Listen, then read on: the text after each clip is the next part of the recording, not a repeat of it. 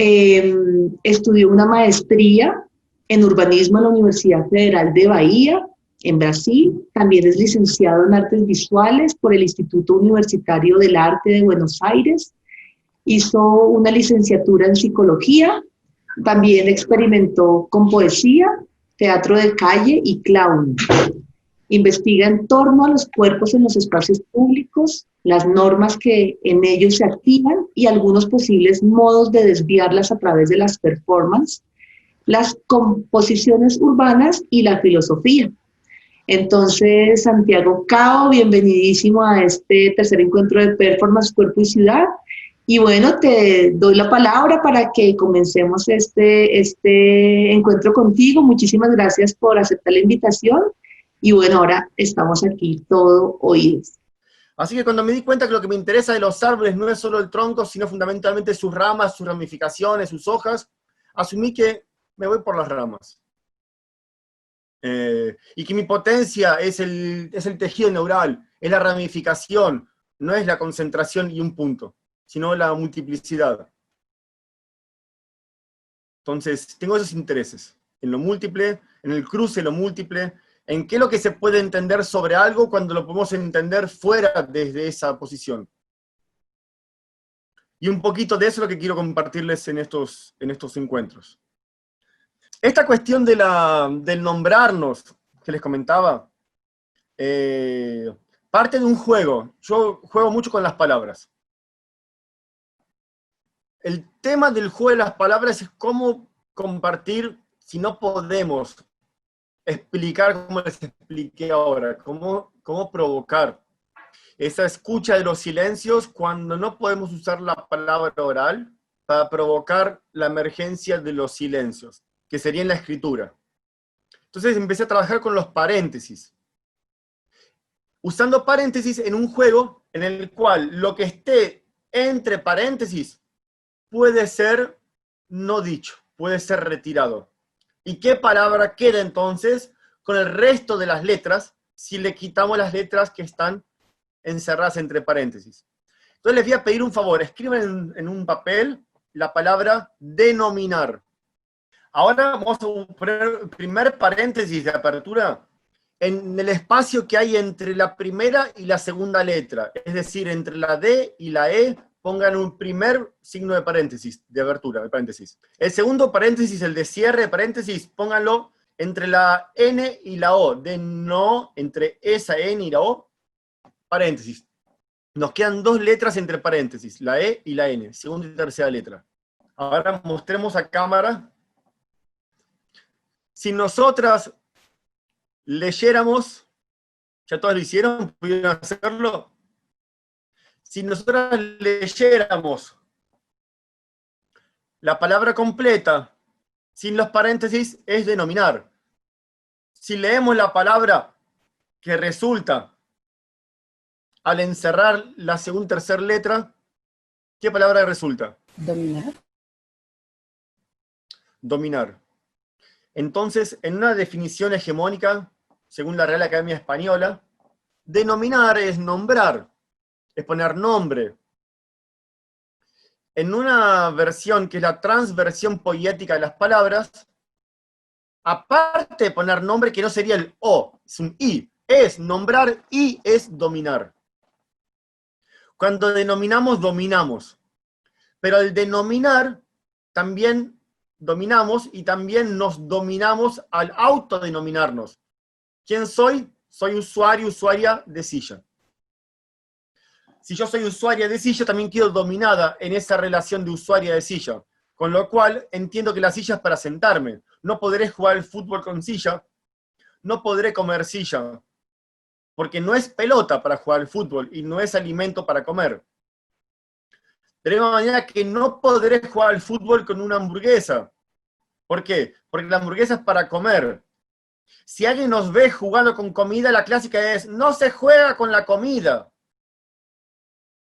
Y tampoco se comen los juguetes. Cada cosa en su lugar y un lugar para cada cosa. Y eso nos limita en las posibilidades. ¿Qué pasaría si también en vez del O fuera el I? Jugar y comer, comer y jugar.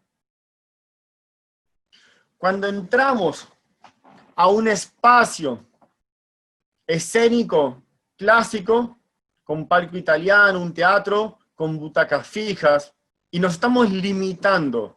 Y también limitamos a las demás personas. Cuando no se comportan de la forma adecuada, como tendría que comportarse. Por ejemplo, en plena función se ponen a hablar atrás mío. Shh. ¿Por qué? Porque están hablando. Sí, pero ¿y qué? ¿Y están hablando? Bueno, sí, ¿y qué pasa? ¿Que hablan? Bueno, sí, las personas hablamos. ¿Cuál es el problema? Están hablando en un teatro. ¿Y? Las personas también podemos hablar en un teatro. No, no se puede. ¿Por qué no se puede? No se puede porque es de mala educación. ¿Le faltamos el respeto a quién o a qué cosa? Le faltan el respeto a mí que quiero ver la obra. Tal vez lo que está haciéndonos sentir esta falta de respeto es el contexto. Contexto. Es el texto con. El contexto es el texto con el cual vamos a leer. Y a través de esas lecturas vamos a interpretar y entender qué es lo que se puede, qué es lo que no se puede, qué es lo que se tiene que y qué es lo que no se tiene que. Si mi contexto, mi texto con, es un espacio de teatro clásico, ese contexto, ese texto con, me informa que solo pueden hablar durante la obra quienes se encuentran en el escenario. Entonces yo que estoy toda enojada porque me están faltando el respeto, la persona que estaba hablando dialoga con alguien que está en el escenario y ahí me empiezo a dar cuenta que era uno de los actores. Y de pronto, ahora que sé que es un actor, ya no me molesta que esté hablando y hasta digo, ¡wow! ¡Qué fantástico! ¡Qué obra maravillosa! Ahora que cambia el contexto, no sabes lo buenísimo que es. Empiezan desde el público. Qué gente de mierda que somos, ¿no? Qué gente de mierda. Me enojo, me siento faltar el respeto. No, pero ahora me parece fantástico, excelente, maravilloso, lo recomiendo. Andá que te falta el respeto, está buenísimo. Esa es la cuestión de la afirmación a través de la denominación. ¿Cómo desestabilizarnos para garantizarnos no poder continuar afirmadas en el mismo punto de afirmación? Intentemos que los computadores o lo que estemos utilizando apunten hacia el suelo y se vean nuestros pies en contacto con el suelo. Bien, sin retirar los pies del suelo, flexionemos las rodillas, sin retirar los pies del suelo. ¿Sí? No retiremos los pies del suelo, por favor, ¿sí? Ahora vamos a hacer una experiencia. Levantemos el pie derecho. Ahora apoyemos el pie derecho. Entonces nosotras tenemos la posibilidad de poder no apoyar en el mismo punto. Ya entramos en la diferencia que hay entre no poder y poder no. Si decimos no puedo, el no introduce como una negación que clausura la posibilidad. No. Y luego aparece lo que puedo. No puedo. Si digo puedo, no, estoy afirmando que puedo sin negar aquello que no puedo. Puedo no, en este caso, volver a apoyar el pie en el mismo punto. Pero por poder no apoyarlo en el mismo punto, puedo sí apoyarlo en otro punto, diferente. Es decir, aparece la posibilidad otra. Frente al no poder, el poder no. Entonces vamos a hacer algo. Vamos a saltar con los dos pies, ¿sí? En el lugar. Saltar.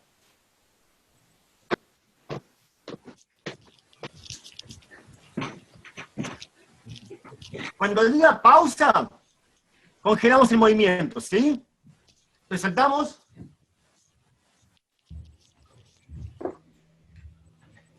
Pausa. Wow.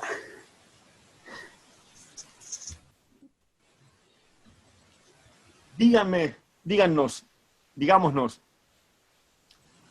¿están por saltar o acaban de regresar del salto? Acaba de regresar. Sí, yo también regresé. Estaba regresando. Sí, yo pensé en regresar. ¿Por qué pensaron en eso? Si yo me quedo así, ustedes ven esta imagen ahí. ¿Ustedes pueden afirmar que estoy por saltar o que acabé de regresar de un salto? Pueden ser las dos opciones. Sí. Como que estar tomando impulso. Sí. Sí, mira.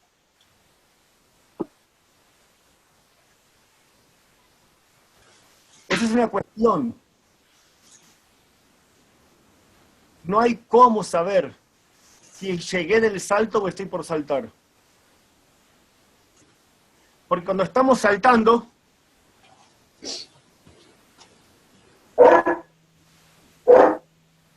no hay diferencia entre llegar y saltar. Si estamos saltando y en el saltar hacemos una pausa y en la pausa, con imagen congelada, podemos afirmar, acabó de llegar del salto o está por saltar, sospechemos, es porque estamos segmentando el movimiento. Porque el movimiento no es ni llegó ni o está por salir, sino es el y. Llegó y está por partir nuevamente. La razón que está paralizando, fragmentando, segmentando el movimiento es la que nos está lastimando. Porque la vida es movimiento, no para. Aunque nosotras, de manera binaria, estemos siempre fragmentándolas en múltiples o esto o lo otro. Necesito una base de afirmación para poder generar un cuestionamiento, que será el salto. Pero no puedo quedarme en el puro cuestionamiento, en el salto. Mi cuerpo necesita afirmarse en algo. Dos cuestiones. No puedo quedarme en el cuestionamiento y necesito poder afirmar algo para desde ahí tener como base un punto de apoyo para empezar a cuestionar, a saltar. Si no tenemos una base de afirmación, no hay cómo saltar. En las cartografías sensibles partimos de la necesidad de afirmar. Pero una afirmación que nos desestabilice, que al mismo tiempo que afirma, no sea una afirmación que nos afirme, sino una afirmación que nos provoque a saltar. Que nos sirva como base de afirmación desde donde proyectarnos para cuestionar, y no una base de afirmación hasta dónde afirmarnos. Es desde dónde y no hasta dónde. Como nos interesa el cuestionarnos, necesitamos justamente otras afirmaciones que nos desestabilicen y nos provoquen preguntas. A estas afirmaciones las llamamos afirmaciones en movimiento. Escogemos un objeto sobre el cual vamos a saltar. Un objeto que no sea muy estable, que no sea un tapete.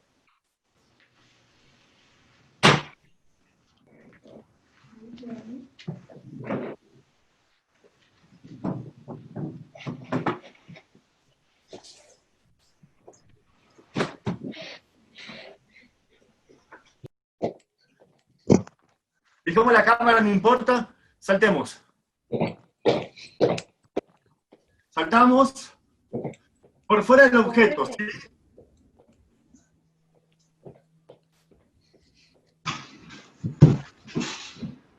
Y ahora vamos a saltar sobre el objeto.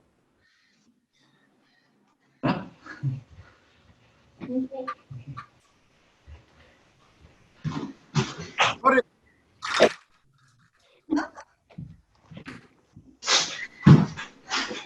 Saltar sobre el objeto.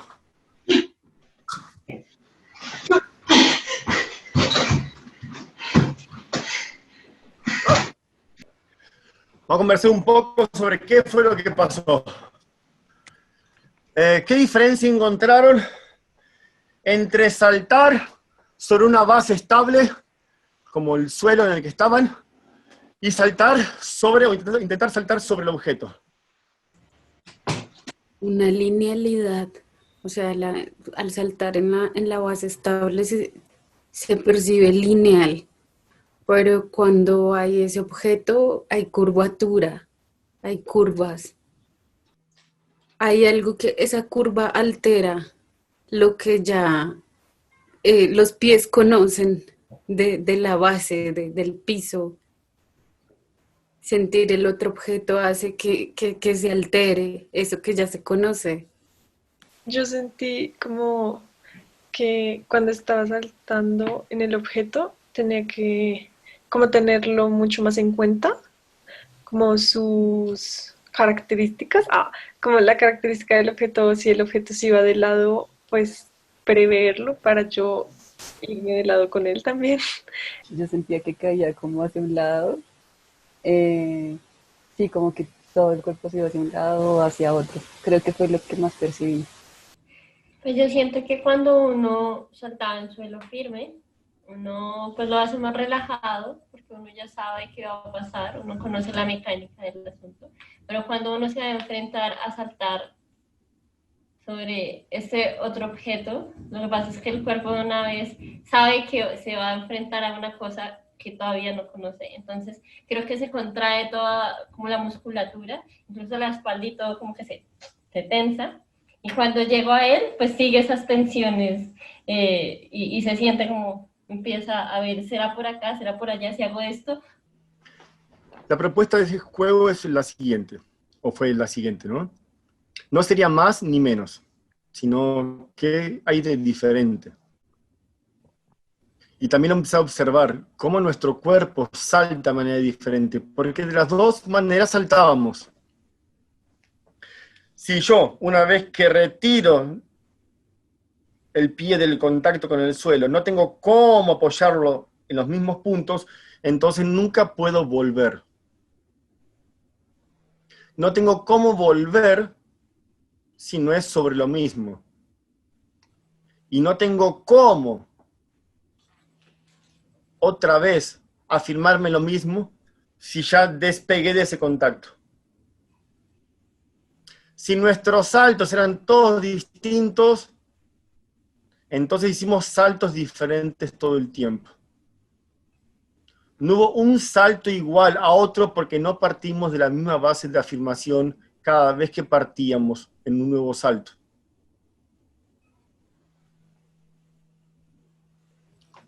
Y incorporar ahora en este momento un concepto que es el del afecto. Aumentar, disminuir o inhibir las posibilidades de pensar, desear, accionar. En ese orden, pensar, desear, accionar. ¿Por qué? Y no es un I ni un O, es un pensar, desear, accionar. Pero en ese orden.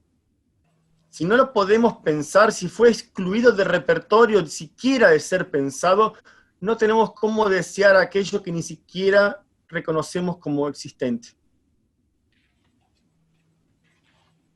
Y si el deseo es el gran motor que moviliza los cuerpos, si no hay deseo, no tenemos cómo llevarlo a la acción. Entonces la respuesta a la pregunta de cómo tornar posible lo imposible es junto con otros y con otros, y sus otros repertorios de posibilidades. Por eso la importancia del encuentro con otros y con otras. Por eso los espacios públicos, relevantes a la hora de pensar en encuentros con otros y con otras, y sus otros repertorios de posibilidades. ¿A qué poderes hegemónicos les conviene que el repertorio de posibilidades se vacíe cada vez más, para que cada vez más podamos menos. ¿A quiénes les conviene que no nos encontremos con otros y con otras, para que cada vez podamos menos? Que cada vez podamos desear menos, y cada vez podamos hacer menos. Para nosotras, poder no caer en el mismo punto de afirmación, primero necesitamos salir de la base de afirmación. Entonces, primero, ¿cómo provocar el salto?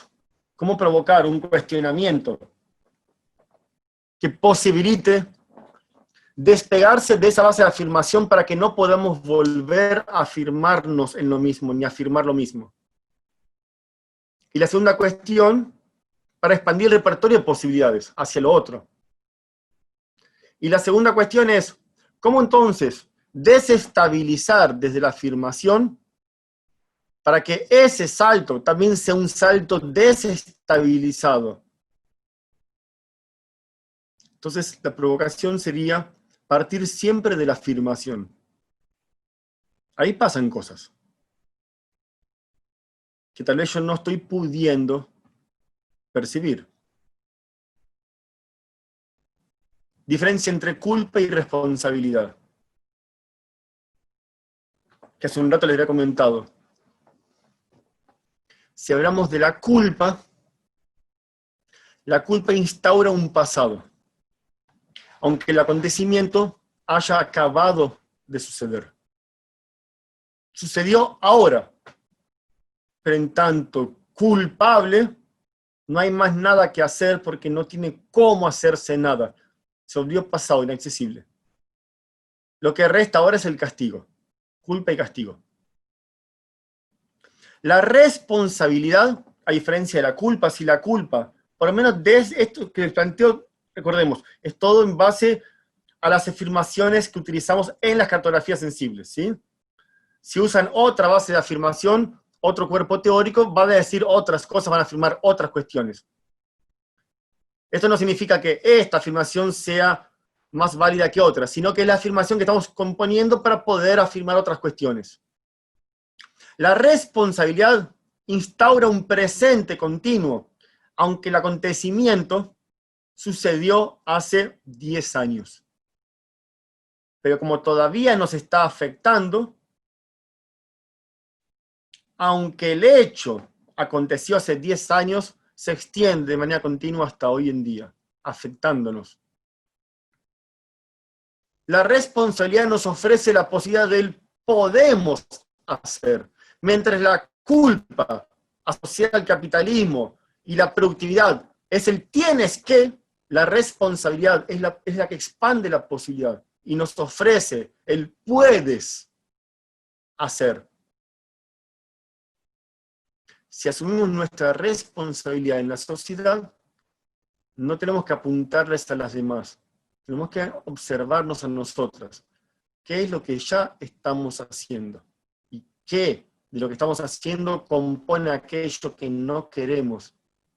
¿Qué podemos dejar de hacer para descomponer de manera responsable?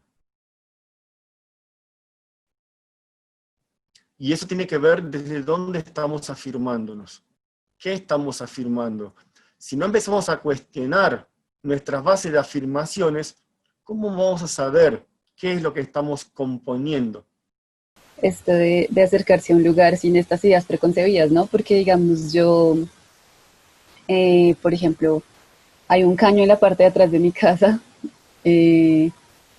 caño, ¿no? Que yo toda mi vida he conocido como caño y que jamás me había cuestionado como qué era eso, ¿no? Que antes eso era un humedal, que, bueno, todas las connotaciones, pero además que genera muchísimo miedo en mi barrio. O sea, es como uno no puede ir a ese lugar después de ciertas horas, y como que hizo una connotación negativa, ¿sabes? ¿Sabes? Como que salen las noticias, ay, allá detrás del caño mataron a alguien, detrás del caño, ¿sí? Y entonces, pues, últimamente como que de repente, o sea, he vivido acá en este mismo lugar como 16 años, me fui durante 6 meses, volví, y de repente pensé como, o sea, pues leyendo un poco pues el texto que nos mandaron de cartografías sensibles, pensaba como, parce, yo, o sea, yo ya había normalizado que, pues que ese era un lugar al que no había que acercarse, con el que hay que tener cuidado, en el que suceden ciertas dinámicas,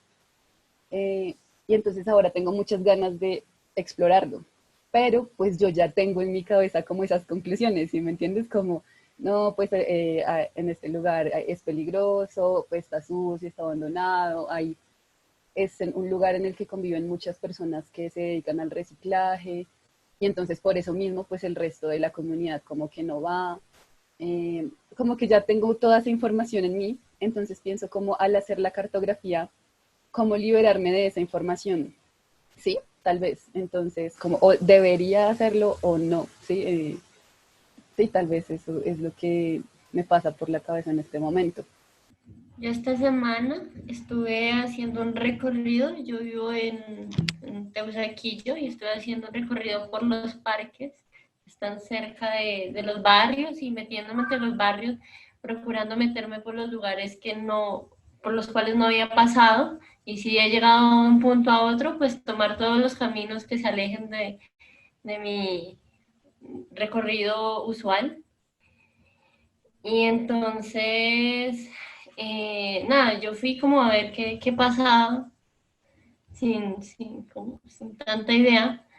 Y entonces, al final de eso, que pasaron muchas cosas, yo dije, bueno, pues es que siento que no puedo hablar con el espacio, ¿sí? Porque de hecho eso es una especie de afirmación que yo hice hace semanas con este grupo, y es, yo me siento escindida del espacio, siento que no dialogo, siento que estoy rebotando, siento que no está permeando, o hay algo en mí que lo está rechazando. Entonces yo dije, bueno, ¿cómo puedo hacer para encontrarme con el espacio?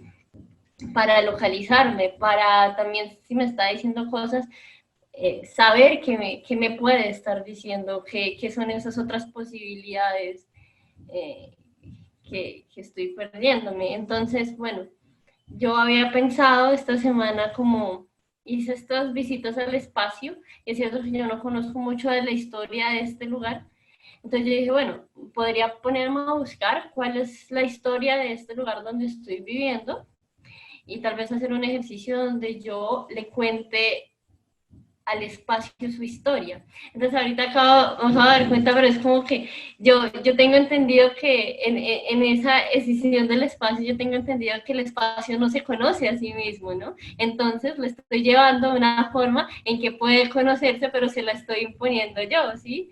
Entonces le estoy diciendo, tú eres esto. Entonces eso me deja como, wow, o sea, me salta a otros lugares y me hace dar cuenta de esos discursos ahí que siguen operando, y que yo me estoy dando cuenta, y que es una cosa que es incómoda, porque en serio no sé qué hacer, pero sé que pasan cosas, sé que hay cosas que afectan, sé que hay cosas que se repiten, sé que hay imágenes que me vienen, entonces... Hoy ni idea, pero qué chévere.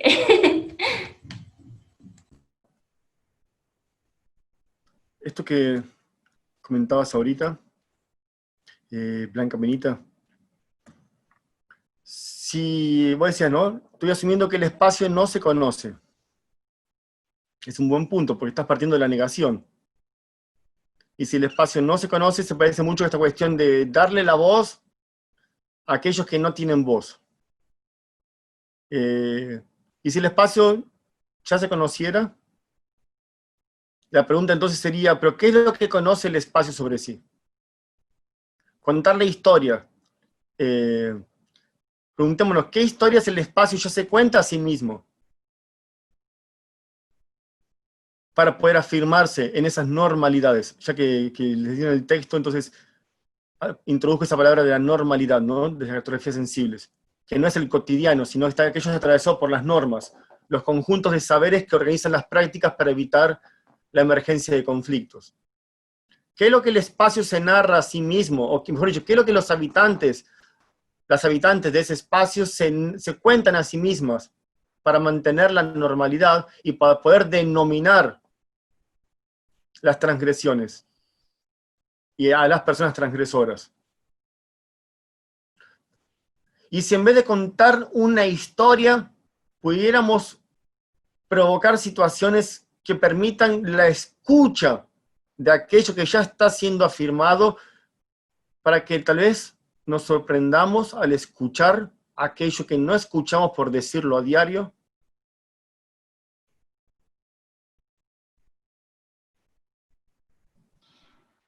Implicaría primero entonces escuchar qué está siendo dicho.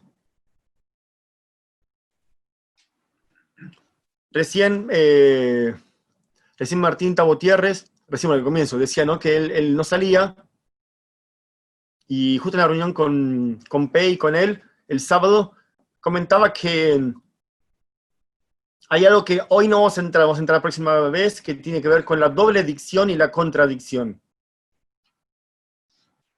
El doble decir implica que se dice algo a través de las palabras, pero también se dice algo a través de las prácticas.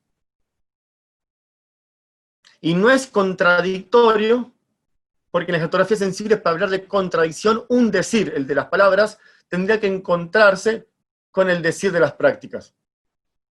Y en tanto decires diferentes, al encontrarse se generaría una contradicción. Un decir contra otro. Mientras un decir afirma una cosa y otro decir en paralelo, como si fueran dos canales de ríos diferentes, afirman cosas diferentes, ¿cómo hacer para que se mezclen las aguas, los decires? Y lo que se afirmaba y se afirmaba empieza en la contradicción a ser cuestionado, que se activen cuestionamientos. Entonces, Blanca Benita, tal vez eso, vos no partís de la negación, como vos decías, ¿por qué estoy diciendo de que no se cuentan? No, sí, ¿qué se cuentan? Pero tal vez desde la escucha de lo que se están contando, ¿qué se está afirmando desde ahí? ¿Y qué estructuras de la normalidad en esas afirmaciones de la doble dicción se podría empezar a desestabilizar? Con acciones que dejen en manifiesto o en evidencia la doble dicción para activar contradicciones que al cuestionar desestabilicen lo que estaba siendo afirmado normalmente. Sí, concuerdo. Hablaba de mujer porque ella es una mujer, y era ella quien estaba como cuerpo mujer planteándose la posibilidad de atravesar, ir hacia el otro lado, ¿no? Me refería, concuerdo con vos, ¿sí? No es solo, es cualquier cuerpo que no se encaje en el patrón hegemónico, va a ser vulnerabilizado, solo por no encajarse en el patrón de hegemonía. Pero, Santi, ahí el patrón de hegemonía es ¿cuál? Bien, esa sería la cuestión, exactamente. Esa es la cuestión, Martín Tabotierres.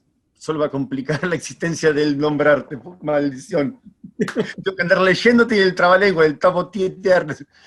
Esa es la cuestión, bien. Vamos a trabajar de manera rizomática, de manera fragmentada. No vamos a trabajar nada linealmente. Todo el tiempo estamos yéndonos por las ramas, abriendo fragmentos, abriendo, y no cerrando nada en concreto. Si ya lo hacemos, escuchemos, ¿qué es lo que ya estamos haciendo? Es el cómo estamos caminando lo que hay que escuchar. Es la escucha de aquello que ya estamos haciendo. De vuelta, no es necesariamente tener que hacer algo diferente, sino escuchar qué es lo que ya estamos haciendo.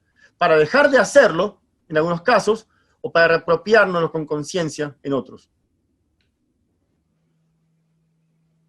La diferencia entre no poder y poder no.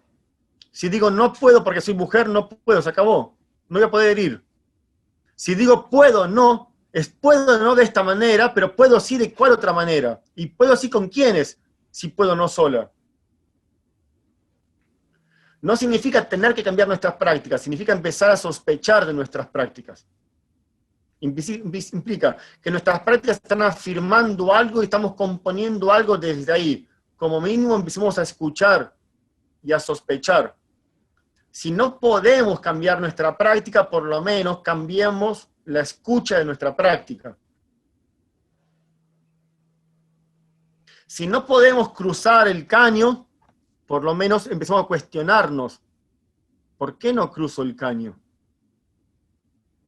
Y tal vez no cruce el caño no porque sea peligroso del otro lado, sino porque son mis saberes los que no me dejan cruzar. La diferencia entre peligro y riesgo. En las cartografías sensibles vamos a decir que hay peligro cuando es la salud física, emocional, psicológica la que está en juego. Cuando es la salud la que está en juego, hablamos de peligro. Cuando lo que está en juego son los saberes que nos afirman, ahí hay riesgo.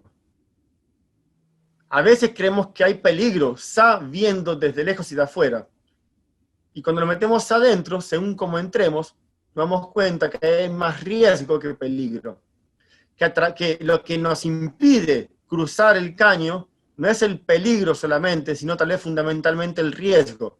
El riesgo de desestabilizar los saberes que afirman esa distancia social, para que no nos juntemos, no nos encontremos.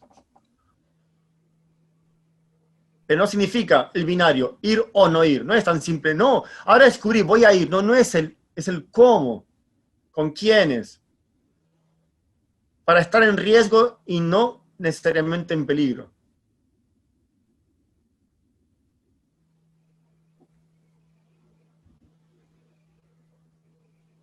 Hemos abierto un montón de términos, de conceptos, ¿no? Afirmaciones móviles, riesgo, peligro, normal, transgresor, poder no, poder sí, doble dicción, contradicción. Sí, vamos a ir retomando los siguientes 2 días, pero quería aprovechar los últimos momentos que nos quedan para que hagamos un breve ejercicio, para que tengamos unas herramientas para la propuesta que tendremos de aquí hasta el miércoles. ¿Les parece? Que tiene que ver con esto que hablamos de la denominación, dominar en, cómo relatar por cualidades, con cualidades, y no con denominaciones ni adjetivos.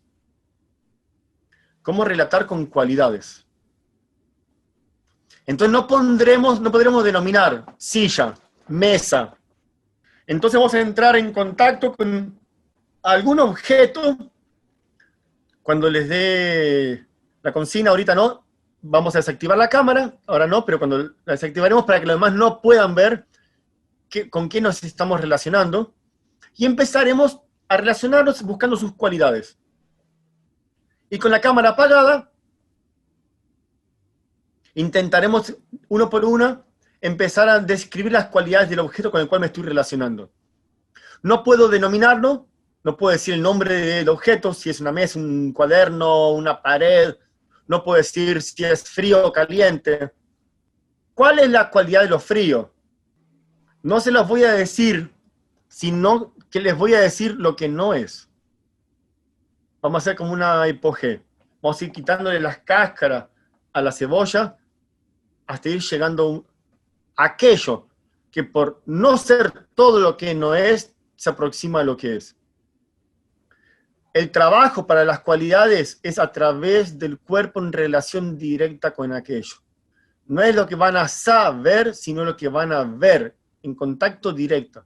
Si quieren saber qué es algo duro, manipulen ese objeto y vean qué le pasa a su cuerpo y qué le pasa al objeto. Hagamos las cámaras. Y la consigna es la siguiente. Con las cámaras desactivadas para que no podamos verles, que están manipulando, escojan un objeto y empiecen a vincularse con distintas partes de su cuerpo. Porque distintas partes de su cuerpo en conexión con ese objeto pueden generarles informaciones diferentes. Nos tomamos unos 5 minutos y empiecen ya en ese relacionarse, empiecen a mentalmente a describir cuáles podrían ser las cualidades, sin denominar y sin adjetivar. Unos 5 minutos. Aprovechen a hacer la experiencia, aprovechen. Gina, bien. 7 por 3, pero más 5 o 6. Se ensucia y se limpia. Impenetrable. Amoldeable. Pausa. No partamos de la negación. Si es impenetrable, no tenemos más nada que hacer, es impenetrable. ¿Con qué cosa no lo puedes penetrar? Intenté penetrar con tal cosa, pero no pude. Es distinto decir que es impenetrable. Ok. Solo para mí, pero hay para todos.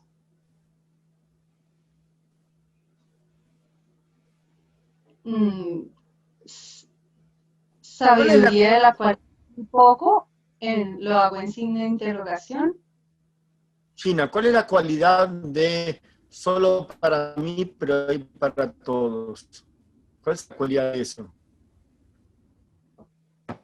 Pues ahí yo digo que está como la ambigüedad, porque está presente para las dos. Yo digo que la cualidad sería eso, que, o sea, está en la ambigüedad, solo para mí, pero también hay para todos. Entonces tiene cualidad de ambiguo. ¿Y cuál es la cualidad de lo ambiguo? Que no está en un solo punto, no hay algo, o sea, no tiene algo concreto. ¿Cuál es la cualidad de eso?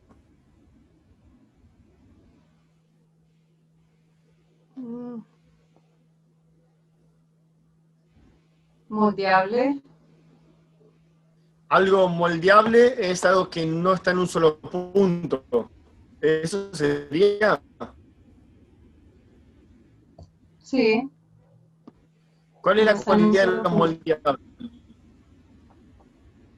¿Cuál sería la cualidad de lo moldeable?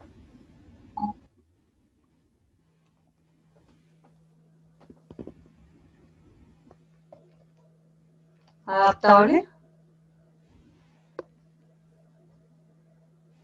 Se puede adaptar, ¿no? Bien, ahora cuando decís es para mí, pero puede ser para todo el mundo o para los demás. ¿Estamos hablando de la misma cualidad de lo que se puede adaptar, que es adaptable? ¿Cómo? Perdón. Cuando vos decías que una cualidad, cuando empecé a preguntar cuál es la cualidad de, cuál es la cualidad de, cuál es la cualidad de, comenzamos desde el punto que vos afirmabas que es para vos, pero puede ser para los demás también. Que hay para vos, pero también hay para los demás. Y preguntándote hemos llegado a que es adaptable. Entonces, el hecho de que vos decís, por ejemplo, de que hay para vos, pero también hay para los demás, ¿todavía guarda relación con lo adaptable?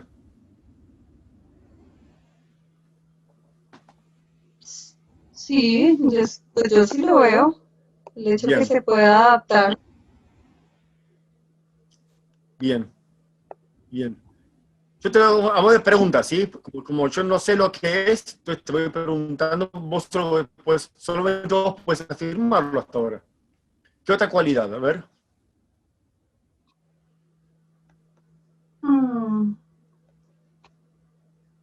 Se ensucia y se limpia. El relatar por las cualidades sería, ¿cómo puedo decirlo para que no entiendan lo mismo que yo, pero que algo les permita entender? Y ese algo tal vez les permita entender cosas diferentes de las que yo entendí. Pero oye, Por hay eso- una pregunta, yo ahí es donde, la verdad, yo me cuestiono, o sea, me la he pasado pensando en eso precisamente del lenguaje, ¿no? De lo que es la complejidad del lenguaje, porque puede que para mí, siendo precisamente, incluso eso, ahorita tú lo hablaste, para mí una palabra puede tener una memoria, un significado muy diferente a la otra persona, siendo la misma palabra escrita de esa misma forma, con esa misma A terminando en N, y es donde precisamente viene, vuelve y juega, como sería como eso que es ambiguo, ¿no? Exacto. Es por eso mismo que vos estás diciendo que es este juego de las cualidades. Es exactamente por ese mismo argumento. Porque cuando vos decís algo, yo no te entiendo, yo me entiendo. Este es el juego. Asumir que el lenguaje crea la farsa de entender al otro cuando en realidad siempre nos entendemos a nosotras. Aprovechando que podemos no entender a los demás, potenciamos ese atributo del lenguaje y vamos a hablar por las cualidades, porque ya que vamos a entender cosas diferentes, entonces que sea diferente mismo.